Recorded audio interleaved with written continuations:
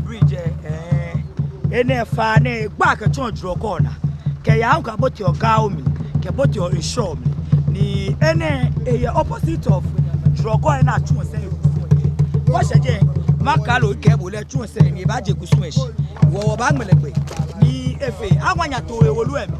wo ka me gbe na awanya to ni eni asisi ke je be na je afi eli asisi aje fe aswe twa ke wo ke mwe fe badagbe abaya me npa bi ane ka gbe na ke atwatun ke wo amegbe ago twa manyaba muna ashi ni ma na ma ewu shonu mo chabo ni bojo wa da na ko fun o wa ke ni fo ma le ke na ko sholu mo wa chabo fo wa e chabo ke mo ko ba ya ka go na bi ke bi o di kana fo san le ni do do abobo ni ma ni fe ma che le film ma che le na ni fe ni ya ko cho sa bu na na ni ba yo ko ni ke do do da asi kwa ja kwa fu kan fa bro ma da do na ni fe ni ba yo ko ni so pa ko da na ko be sholu na bla bu so ko fe kula ba ko to na ni fe ni da ni ba yo ko ni ke do mo da o ku ja ke na fi ko ba ta bi sa pe yo ko sa fe ko na da ni ba yo ko ni ke do mo c'est quand tu portes c'est capable de qui qui amba le fond du bloc là où on fait tout ça au dans les bails pour nous que donc c'est ça attends non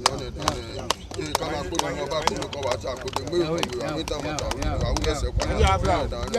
e chawo tu na kula ko mo ne fe ne ba yo ko ne no ne ka do mo da do abo wo che mo ko no wo shi mo ko na do bo wo da ne plate o da ne ba se yo da ne o crepe o bo wo da ne fe ne ba yo ko ne no ne ka do mo da e yi me meji ka yi me meji ba tu ko ma na ke fe ne da ne ba yo ko ne no ne ka do mo da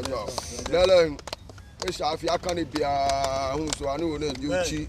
no mo di klu ko tipo ko to ka udi ati ani di do ti sin de de che ifupo ma mi fe wa pe ma ta lo ami ke ipo de ke boni ma shika mo yo no ochi ni di nye so a abaje na ma me ne me fe de family ne na ba kwa me se mu mo foji ka mu mo papa fe mu ne wo ke ne bla mi de ko ne da ne e ba yo ko ne no so pa mo da do no wo fi o na o da bi mo fa ipa mo ni anwa to kra no wo pa fa no wo fi o ne mo ko fe mo ko ni ata selfle ni ka ke no no fi o ha mo ke pi mo ke drama ni na o da mo ke so mo ke so se mo ba wala yi o ya yi le mo ata pe na wo no be mi wo pa fe pa o gba wa si wo mi wo je wo je nu wo no ko je no ajo si ajo awo ni mra ko na futa e fi agrema wo ko hin o e fi enyo na ape wo no be mi mo fi o ne wo ke wo ba jo mo ke no aka so mo ke no fe no wo akuma no ni di musu ke mata ni ba do mo ku ma ne me no wa bu fe gbe nínú akeso lo ma fi wo fe wo no ko ma ne mi twa no ma le jo so pa tu egbe aba tu so be ni je aba twa tu ni tu mi na e ko me gbe eso e ko me eso enyo ene kwa e ba gbe ko eso e ko me hu eso na gbe no siete eso na gbe no keke wo gbe na be po mo wo fi ele e wo ke ba na gbe eso e ko me ke atwa no pe wo gbe na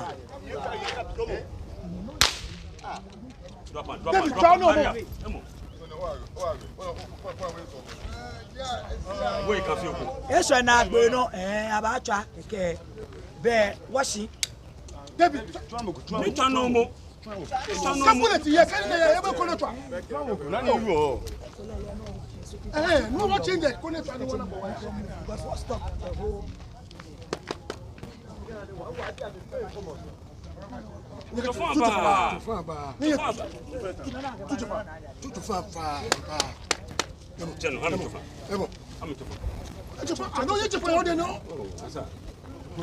to fa ba le no to fa aye me eso na ko no na ba ta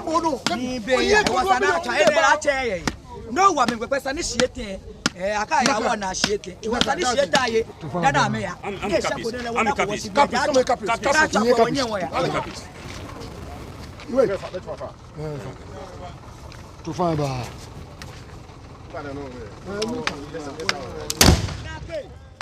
aka ko mo afi eli e ba na pe ike gba ke atun e o na ke mo ko ya je mo ko yin si arbole about 10 apole na kano e wona money yen to olu ani yen e ke meni nyo so chiame address so did need to chiame the second le aje se ma fe chiame na ni na so a ngbanye no kwa ke se ka ya fa ato heju ni bi ka do awai ke okwe oba na ke akwado yemi sheyemli na agbene ka ba la gbe mi aso angbe takucha ke yele o na ngbe o na takucha shika won yemi ni ti coins ni yemumo ni aka coins ni hiyo ni ke o to no ko yemumo mi spiritually o ke coins ni hiyo aka paper he ni yemumo the wo ene akem bua me peke ya ni ameka pe no ni wo bi ame e wo ngene wo ke po omo wa fi yeli egbena bi ane won ku wo se ke ya mami bi ke wa ke mo ni yin yin aje yin eji ose achake ibo na abale na kan just o ba chon ko chon yo yin ba chon nsongbe bi ane wo ti wo yin chon nsongbe wo ya back to ko mami eko ni no ti na gbe kusun wa mu na yeje be wo ke omo wa afieli ebanagbe keje wa ke ya wo be kusun no ko fe mo no no na eso ele temu mi ni kero ni sani yen na ke bi ese wo ba yin na wo po omo wa afieli Akwaamu bi agbewo 2023 ena agbe ne wo gbego na o ke ni ba se pe ko ni wa na be ni aba mu ni fe mo hu na ya ke na aba ya ni ya ke ashimoko ken yese le kwesi wo me na ya ne sana fe mu amanya ko tumo na atunu aya atunu ni agbe na ya no na ke mi ayi don tululu ehun apa don ya ke mo ni gbelo ya wo o ka wo le gbo gbe we eyan lo ko pa be to ko lo chele na eku ese ke ba ma mi eko wo wo ke po omo wa fi ele egbe ike ba ka gbe na pe adasan fruit ene majache ma no ni majache mo fina ya ne mo fe mo ya ta we adasan na ewu eke quickly wo bote ma ni ame ho mba ya me adasan fruit ni mambiye mi ne ga njala tani ina la tani we mi wanya ma join na me ya ke do si mo fe ba futu mambiye ba futu ni akaya na kan fruit eke wo interclan fruit ke carnival ke wo ga banagbe wo be ina nu ake shida so mo ake wo watch ake gbejano to komensa na to wo gbejano to niji ke ha shida so mo alo shida wo ba gbe na wo ochi rele man bi e ke majache e fe so mo aba fe e ko me mo pe ya le nche so wo le nka bi e she olomo continue like we already said we are evolving with you we want na ka je me wo ba yin na rele mo pe ya so shi ma fe ba fe so mo e ko bi e ke wo mu no fo na ka shida ni sa wa wo Akwaamu bi agbe yi wa wo Akwaamu bi agbe ko pe bo na ya la ke bo na bale na ka ya mo ko ya je ko mo ko yin mo ni ose ya je yin mo ni yo yin ya je se ni wo ke ya wo ya senku en bo di wa gbe no fe no na jeje ke ka church ke be agbe no ni yo ke o ke channel but TV subscribe my YouTube go follow our Facebook evolving with you now you working what's your favorite presenter.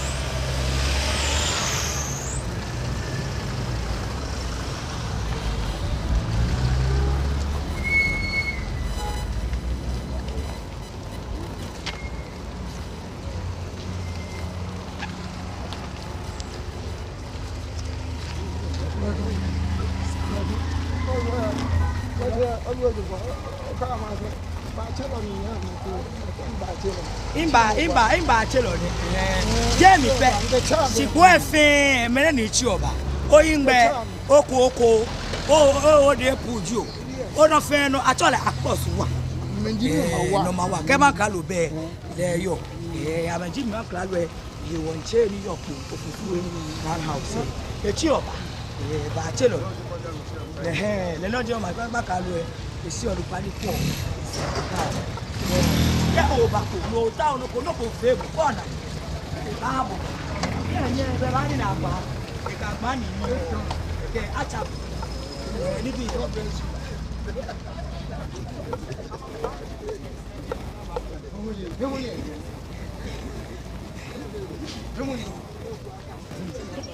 wa je kan view